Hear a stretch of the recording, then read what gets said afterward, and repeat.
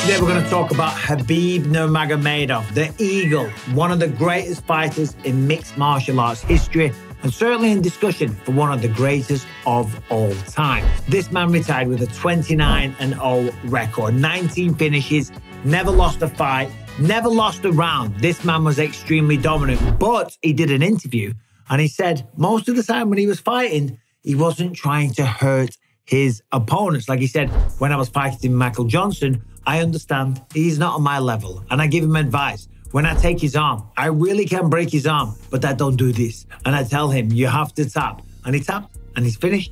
Everybody's safe. When I take his arm, I really can break his arm, but I don't do this. And I tell him, you have to tap. And you tap and you finish. Everybody's safe. I mean, you can see here, he's saying, you have to give up. It's kind of demoralizing for Michael Johnson. Shouts out to MJ, by the way, great guy.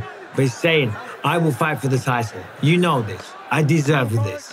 You know, and he just continues to be on top of him, pounding away. Michael Johnson, obviously, tough guy, been in there with some great fighters.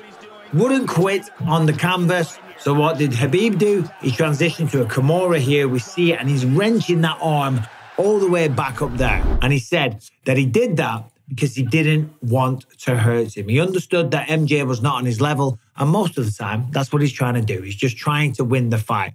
And the reason I thought that was kind of interesting is because I think a lot of people, certainly in the early days of mixed martial arts and the UFC's rise, I think a lot of people look at UFC fighters and think, wow, they're psychos. You know, they step in a cage, you know, and they're trying to beat the hell out of one another, and there's no rules and all the rest of it. And that certainly was the impression. For me, back in England, back in 2003, people thought I was crazy. They would look at me like I was an absolute psycho. So to hear Khabib Nurmagomedov say that, as I say, one of the greatest to ever do it, might have some people scratching their head. But it's absolutely true, right? None of us that step in the octagon are there because we want to hurt our opponent. We want to win the fight. We want to be victorious. We want our chosen career path to be a success. We want to be the champion or whatever the case may be. You want to work your way up the rankings. If you're on the prelims, you want to get to the main card. If you're on the main card, you want to get to the co-main. You want to be the main event. And as I say, eventually be the champion. And the more success you have, the more money you make along the way. It's just a competition. Now, granted, sometimes there is personal beef. Sometimes you don't like your opponent. But most of the time, it's just competitive rivalry. In fact, a lot of my opponents over my career, I talked a lot of shit. Number one, because I just kind of enjoyed it. I'm going to fight this guy. We're going to step in an octagon. So I'm going to talk some shit. I'm going to stir the pot. I'm going to have some fun with it. I'll fight Alan Belcher on the way to the car right now. It's no problem. He needs to focus on having a fight with his tattoo artist for that abomination on his arm. I'm also going to try and make them doubt themselves. I'm going to try and put a shred of doubt in them because that gives you a mental advantage in the octagon. And you're also going to sell the fight a little bit as well and show a little bit of your personality. And as I say, have a bit of fun along the way. But the idea was not, I want to put this guy in hospital. I want to break this guy's arm. I want to make sure that this guy loses an eye or whatever the case may be. No, we want to win. And for most people that have no understanding of martial arts and most people that have no understanding of combat at all, they probably find that kind of shocking. They think, well, these guys must hate each other. These guys must want to do damage to one another. No, we want to win by any means necessary. And if that means we've got to knock our opponent out, then we'll do it. We've got absolutely no problem doing it. But Khabib, if he could take the easier path, if he could take the path of least damage, that's what he did. He said that's what he did with Michael Johnson. And remember, his final fight against Justin Gaethje, that's what he did there. He said that Justin Gaethje's father and mother were in the arena and he didn't want to knock him out and beat him up too badly in front of his parents. That's why he chose the triangle. And again, at that time, I thought, wow, that was very honorable. It's also like, could be interpreted as a weird flex. You know, like, oh, I took it easy on this guy. I didn't want to knock him out. But I don't think that's what he's doing. He doesn't need to do that. He's already got people saying that he's the greatest of all time. So he doesn't need to flex. And he's just a humble guy anyway. Now, when he says he never wanted to hurt anybody, I got to call number one bullshit on this. This is number one bullshit. Right? Because when he fought Conor McGregor, 100% he was trying to hurt him then. And that's different, right? Everything else that I said a second ago, forget that for the moment, because when somebody gets that personal, when they're talking about your family, religion, and all that type of stuff, shit goes out of the window, okay? Smash me! Smash me! At that moment in time, you are trying to hurt them. Like when I fought Jorge Rivera in Sydney, Australia, he said a lot of mad shit leading up to that. And I lost my mind. I did. I was over emotional, which oftentimes as a fighter can be your worst enemy or sometimes your best friend as well. You've just got to control it. But yeah, when he fought Conor and then jumps off the top of the cage and does a flying drop kick into the face of Dildo Danis, yeah, I think he was trying to hurt some people there. And maybe when he fought Thiago Tavares and he was drilling him with elbows one after the other, yeah, listen, I think those ones might have been subject to the rule.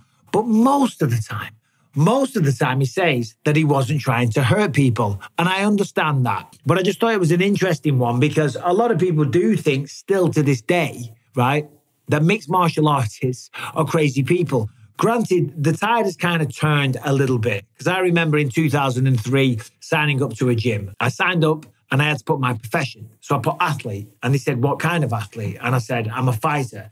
They said, oh, a boxer? I said, no, I'm a mixed martial artist.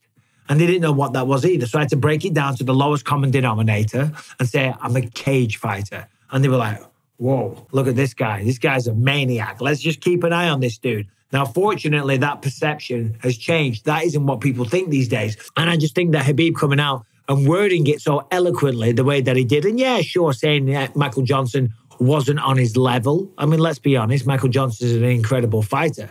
But Khabib Nurmagomedov is one of the greatest, if not the greatest of all time. So it's probably a true statement. He said, when I take his arm, I really can break his arm. But I didn't do that. And let me tell you, when you have somebody inside control, when you got the positioning that Khabib had, you can wrench that arm so bad. You can use all your body, you can rotate your hips, and you can drive that arm up there and you can cause all kinds of damage. But he didn't do that. He applied nice, constant, steadily increasing pressure. So as I say, we're not always looking to do damage. Like I know boxing coach of mine, Tony Quigley, he used to say, listen, I love seeing a knockout. I don't enjoy seeing a fighter, and I don't enjoy seeing a fellow fighter unconscious on the ground. But I do enjoy the art of the shot, the technique of the punch that was thrown, the way that they set it up, the way that they saw the rhythm. He admires the beauty in that, and I do. But I don't think anyone really takes any satisfaction from seeing somebody led unconscious and just out like a light, right? It's just a side of the sport. That's what we do. That's the end game. We're trying to finish our opponent. We're trying to prove that we are a better fighter. And the ideal scenario for me when I was fighting, of course, was to knock somebody out, to knock them unconscious. I was very, very proud of that. But this is the game that we're playing. This is what we sign up for. Doesn't mean that on a psychotic level, we get satisfaction and go, hey, look at that. Yeah, that's what you get. As I say, when I fought Luke Rockhold, 2 fights there was a lot of shit talk, a lot of trash talk, a lot of personal stuff getting said in the build-up. That's how you put yourself out there. You believe it and you achieve it. And that's what I do. I know what I'm going to do. I know that I'm better than this. Sounds like I know that I'm going to knock him out. You've ever read. Conceive, believe, achieve. Shut the up. But this guy's just a rival. This guy was the champion. He had something that I want to get. And the sport, it's not tiddlywinks. It's not golf. It's fighting. So more than likely, the final product is going to be one guy winning with his arm raised and potentially somebody on the floor unconscious or covered in blood or whatever. But that's what brings the excitement of the sport as well. And I just thought it was interesting because a lot of people probably just don't understand. They don't understand. These guys and girls, they oftentimes come from underprivileged backgrounds. They've maybe got issues in their personal life. They have a reason for why they are good at fighting. Not always. Not every guy had tons of street fights. Not every person fighting in the cage was kind of getting into trouble with the law. But a lot of the time they were. And then when they find the sport that they are suited at, and given the adversity that they've been through in their life, combat sports is just something that they're suited to. When they find that, it gives them a reason to stay on the straight and narrow. It gives them a reason to be disciplined. And that's why I think this is one of the greatest sports on planet Earth. Yes, the consequences are dire. Yes, you can get knocked out cold. Yes, you can be choked out unconscious. And I've been the victim of both of those things, and I've done both of those things. I've been knocked out, I've been choked out, I've knocked people out, and I've choked them out. And I'll tell you which one I prefer every single time. It's the winning, of course it is. But every time I did it, it wasn't because I was trying to hurt them. I was simply trying to win the fight. But still, Khabib saying that just kind of got me thinking. So I thought I'd do a video on it. Let me know what you think about that. Subscribe and ring the bell. And if you want to say that this is #1 bullshit, then go ahead and say it. You guys take care. Thanks for watching. Bye-bye.